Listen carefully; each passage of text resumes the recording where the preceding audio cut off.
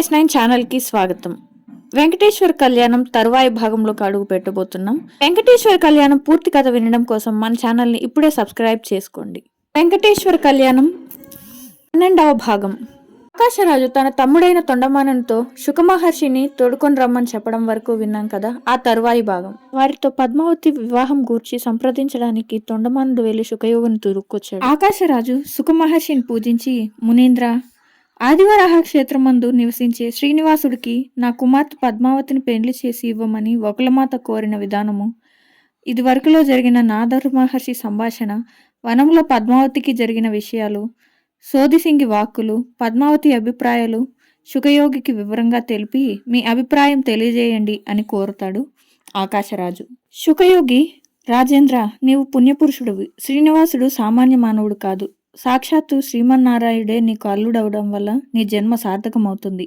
కాబట్టి ఆలస్యం చేయకుండా శుభముహూర్తం నిర్ణయించి వివాహం జరిపించండి. శుకమహర్షి పలుకులు విన్న ఆకాశరాజు, ధరణిదేవి, పద్మావతి, తొండమానుడు, వసుదేవుడు మహాదానంద భరితులైనారు. శుకమహర్షి శుభలేఖను తీసుకుని శ్రీనివాసుని దర్శించుట. రాజదంపతులు పెండ్లి చేయడానికి నిశ్చయించుకుని దేవగురువైన బృహస్పతిని, ఋషీశ్వరులను రప్పించి జరిగిన సంభాషణలు వివరంగా చెప్పి లగ్నపత్రికలు మీ చేత వ్రాయించాలని ఆకాశరాజు వినయపూర్వకంగా ప్రార్థింప, బృహస్పతి సంతసించి, శ్రీమన్నారాయణ పెండ్లి పత్రిక నేను వ్రాయడం ధన్యం, అతి పవిత్రమైన పుణ్యకారం, కాబట్టి ఖచ్చితంగా చేపడతానని మాటిచ్చాడు. బృహస్పతి ఆకాశరాజుతో, రాజా, శ్రీహరే నీకు అల్లుడవ్వడం నీ పూర్వజన్మ పుణ్యఫలం. నీ వలన సర్వ మానవ కోటికి, ముక్కోటి దేవతలకు, ఋషులకు, గరుడ గంధర్వులకు, కిన్నెర కింపురుషులకు, సిద్ధసాధ్యులకు, యక్షులకు, పండిత గాయక కవిశేఖరులకు అందరికీ కూడా శ్రీమన్నారాయణని చూసే భాగ్యం కలుగుతుంది అని లగ్నపత్రిక వ్రాయటానికి ముందు పంచాంగం తీసుకొని శ్రీనివాసుని నామనక్షత్రాలను గణన చేసి లగ్నశుద్ధి చేసి వైశాఖ శుద్ధ దశమి శుక్రవారం సుముహూర్తం నిశ్చయించి ఆకాశరాజుకు తెలియజేయగా ఆ ఆకాశరాజు పరమానంద భరితుడై ఆ శుభలేఖను మీరే రాయండి అని ప్రార్థించగా బృహస్పతి లగ్నపత్రికను ఈ విధంగా రాశారు. శ్రీహరి యొక్క లగ్నపత్రికను చదవబోతున్నాము, అందరూ శ్రద్ధగా వినండి. శ్రీ శ్రీ శేషాచలవాసుడైన శ్రీనివాసునికి ఆకాశరాజు వ్రాయించిన శుభలేఖ విశేషములు ఏమనగా, ఆర్య, తమ విషయమెల్లా పెద్దల వలన విని సంతోషించాము. కాబట్టి తమకు నా పుత్రిక పద్మావతినిచ్చి వివాహం జరిపించ సంకల్పించాము. అందుకు వైశాఖ శుద్ధ దశమి శుక్రవారము సిద్ధయోగం నందు ముహూర్తం పెద్దలచే నిర్ణయించబడింది. కావున తామెల్లరూ తమ బంధుమిత్ర సపరివార సమేతంగా వచ్చి నాచే చేయబడుతున్న కన్యాదానము స్వీకరించి మమ్మల్ని కృతార్థులను చేయి ప్రార్థన. ఇట్లు నారాయణపురవాసి ఆకాశరాజు. ఈ విధంగా శుభలేఖ వ్రాయించి ఆకాశరాజు శుకమహర్షికి అందించి, మునీంద్ర, మాకు మీరు పూజనీయులు కావున ఈ వివాహ శుభలేఖను శ్రీనివాసునికి అందించి ప్రత్యుత్తరం తీసుకుని రావాల్సిందిగా ప్రార్థించుచున్నాను అనగా శుకమహర్షి సంతోషంతో బయలుదేరి శేషాచలము పోయి శ్రీనివాసుని దర్శించి శుకమహర్షికి నమస్కరించి అతిథి మర్యాదలు చేశాడు. శ్రీనివాసుడు వకులమాత ఇచ్చిన ఫలాలను శుకమహర్షి భుజించి ప్రయాణ బలిటికను తీర్చుకుని ఆకాశరాజు పంపిన శుభలేఖను శ్రీనివాసునికి అందించెను. శ్రీనివాసుడు శుభలేఖను చదువుకొని పిమ్మట మందహాసంతో శుకమహర్షిని అనేక విధాలా కొనియాడెను. శ్రీనివాసుడు ఆకాశరాజునకు ప్రత్యుత్తరం ఇచ్చుట. శ్రీ శ్రీ శ్రీమన్ మండలేశ్వర రాజాధిరాజ రాజశేఖరులైన ఆకాశరాజు గారికి పాదపద్మముల సన్నిధికి శేషాచల నివాసి అయిన శ్రీనివాసుడు సంతసించి కృతజ్ఞతతో వ్రాయులేఖ విషయములు. మహారాజా, తాము వ్రాయించి పంపిన శుభలేఖను చూసి మహదానందం పొందాను.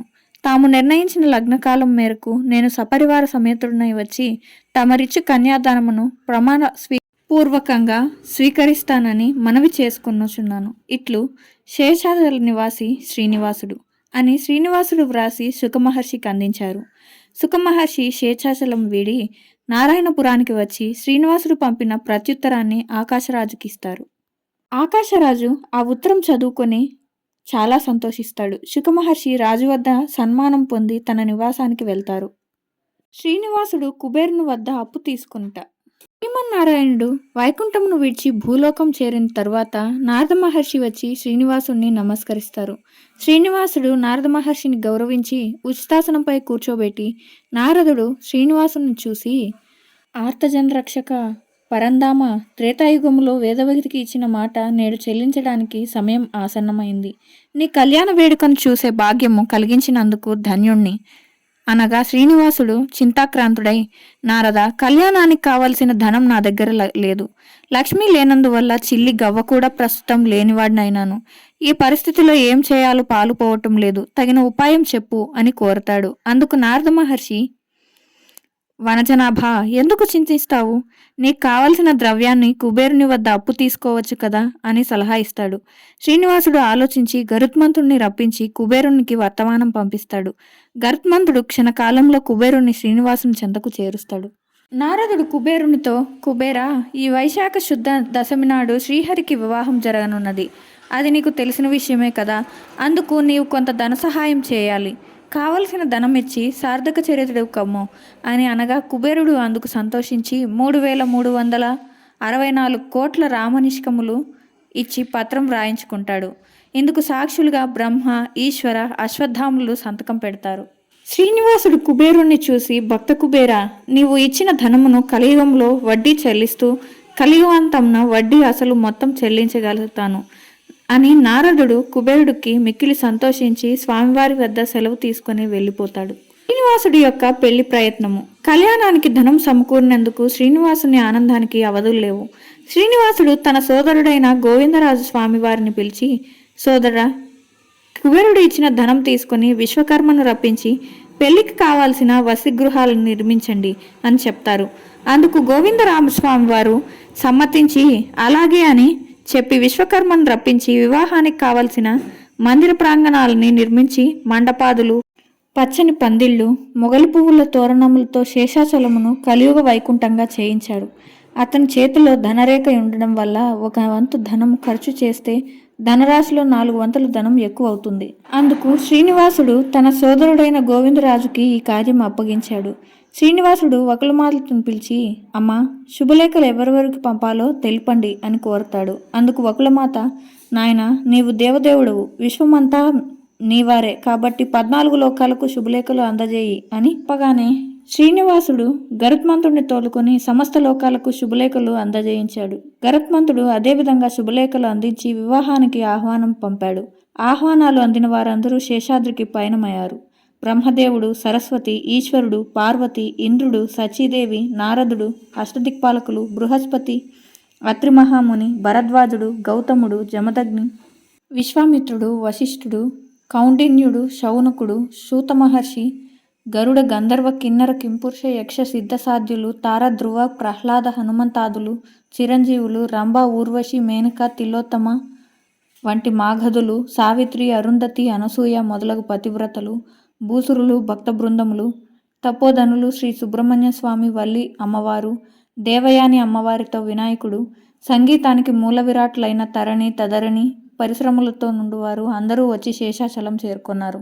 అగ్నిదేవుడు వచ్చిన అతిథులందరికీ పంచభక్ష పరమాన్నాలు వడ్డించి కస్తూరి తాంబూల చందనాదులు ఇచ్చి సత్కరించాడు. వాయుదేవుడు పరిమళ ద్రవ్యాలను వెదజల్లుతుండగా సుమతి, అనసూయ, పార్వతి, సావిత్రి, సరస్వతి నలుగు పెట్టగా గాంధర్వనుగులు చామరంబులు వీస్తుండగా శ్రీనివాసునికి మంగళ స్నానాలు చేయించి కస్తూరి తిలకం దిద్ది పట్టుజులరాది పీతాంబరములు అలంకరించి వజ్రవైడూర్య, నీల గోమేదిక, మరకత మాణిక్య, పుష్పరాగ నవరత్న ఖచ్చితమగు కిరీటము, మకరతుండాలతో సహా అలంకరించి గరుడంపై కూర్చుండబెట్టి ప్రయాణం చేయగా ముందు విఘ్నేశ్వరుడు మూషిక వాహనం ఎక్కి పయనిస్తూ ఉన్నాడు.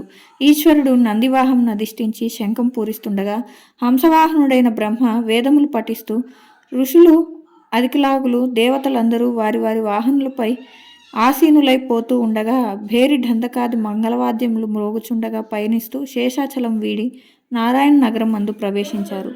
ఈ విధంగా శ్రీనివాసుని యొక్క కళ్యాణం అంగరంగ వైభవంగా జరగనున్నది. ఈ ఏర్పాట్లు చాలా ఘనంగా జరిగి నారాయణపురానికి బయలుదేరారు అందరూ. అటు 14 లోకాలు శ్రీనివాసుని కళ్యాణ వార్తతో ఉత్సాహభరితంగా, ఆనందభరితంగా, సంబరాలతో నిండిపోయాయి. ఈ వెంకటేశ్వర కళ్యాణం కథ ఎవరైతే వింటారో వారికి ఎల్లకాలం ఆయురారోగ్యాలు, సుఖ సంతోషాలు, అనుకున్న కోరికలన్నీ నెరవేరుతాయి. కథ విన్నవారికి ఆ దేవదేవుడ అనుగ్రహంతో జీవితంలో సకలము దరిచేరుతాయి. లక్ష్మీదేవి అనుగ్రహంతో సకల ఐశ్వర్యాలు దరచేరుతాయి. వివాహం కాని వారికి వివాహం, సంతానం లేని వారికి సంతానం కలిగి ఆనందంగా ఉంటారు. మీకు ఈ వీడియో నచ్చితే లైక్ చేసి మరిన్ని వీడియోల కోసం మౌని S9 ఛానల్ ఇప్పుడే సబ్స్క్రైబ్ చేసుకోండి. అత్యంత అద్భుతమైన ఈ మహాద్భుత సన్నివేశాన్ని మీ ఫ్రెండ్స్ అండ్ ఫ్యామిలీకి తప్పకుండా షేర్ చేయండి.